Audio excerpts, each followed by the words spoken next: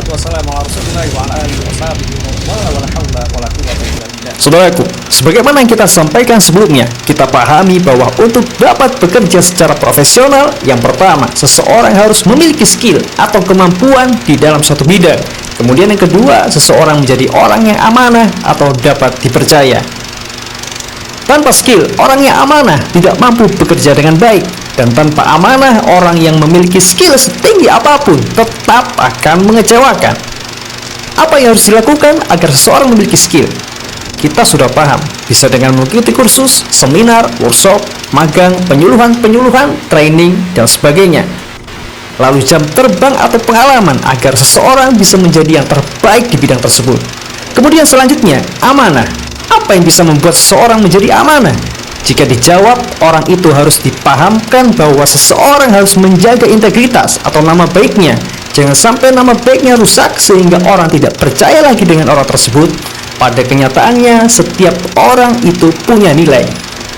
Mungkin saja seseorang bisa tidak tergoda untuk curang atau menipu. Ingat untuk menjaga integritasnya saat nominal yang menggodanya hanya senilai jutaan rupiah atau bahkan puluhan juta rupiah atau bahkan sampai ratusan juta rupiah. Tapi ketika nilainya sudah miliaran rupiah atau bahkan puluhan miliar, ia pun goyah, tergiur untuk menipu.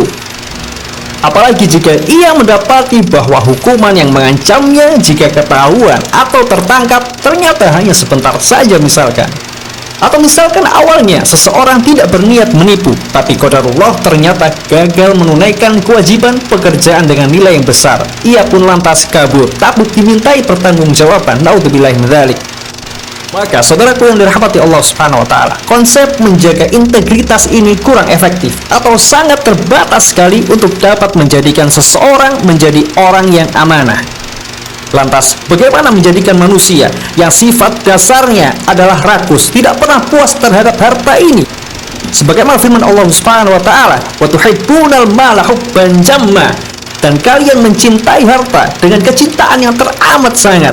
Kemudian bisa diubah menjadi manusia yang amanah, yang bisa dipercaya dan saling mempercayai satu dengan yang lainnya.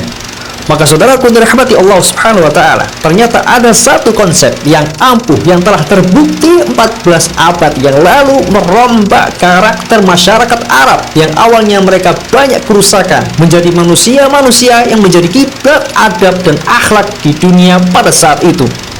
Yaitu konsep dari sang pencipta manusia itu sendiri yang memahami bagaimana memperbaiki kehidupan ciptaannya, yaitu konsep keimanan terhadap hari pembalasan dan adanya sang maha raja hari pembalasan tersebut.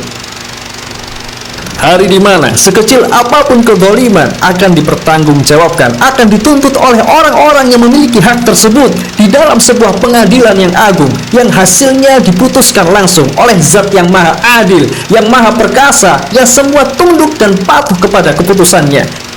Ala yadhunnu ulaika annahum mab'utsun liyaumin 'adzim yauma yaqumun nasu lirabbil alamin. Tidakkah orang-orang itu yakin sungguh mereka akan dibangkitkan pada suatu hari yang agung ketika manusia berdiri menghadap Rabb semesta alam, mempertanggungjawabkan apa yang telah mereka lakukan.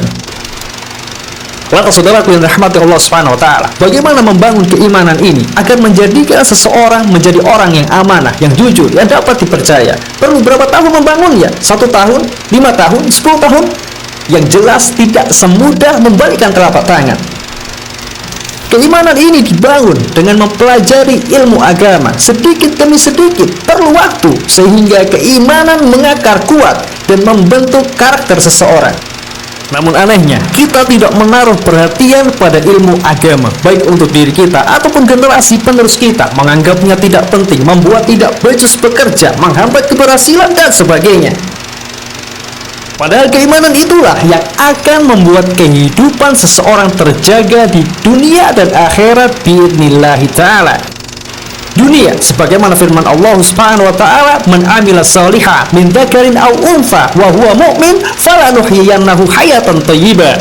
Siapa yang mengerjakan amal soleh, baik pria atau wanita, dalam keadaan beriman kepada Allah Subhanahu wa taala, sungguh akan Allah Subhanahu wa taala berikan kepada mereka kehidupan yang baik, kehidupan yang bahagia.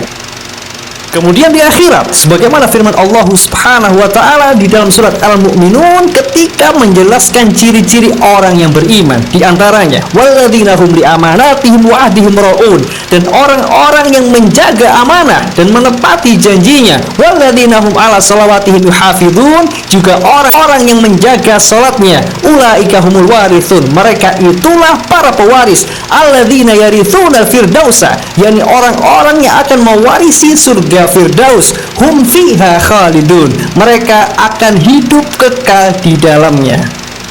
Wabillahi taufiq wa sallallahu ala nabiyyina Muhammadin wa ala alihi wa sahbihi ajma'in walhamdulillahi rabbil alamin.